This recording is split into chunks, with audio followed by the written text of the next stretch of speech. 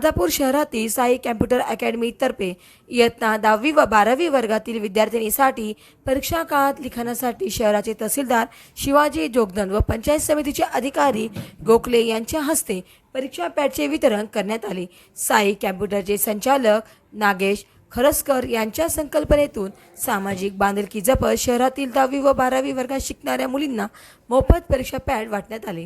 यावेळी समीक्षा सूर्यवंशी, आकांक्षा शिंदे, वैष्णवी भोकरे, काजल सूर्यवंशी, ईश्वरी किरकन, ऋतुजा शेळके या इयत्ता 10वीच्या विद्यार्थिनींना परीक्षा पॅड देण्यात आले।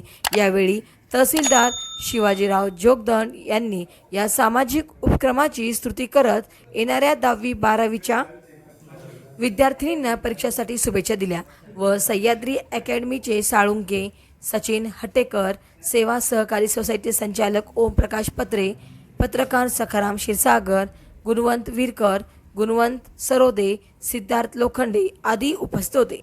महाराष्ट्र वाईब न्यूज प्रतिनिधी सखाराम क्षीरसागर, अर्धापूर, जिल्हा नांदेड। यांनी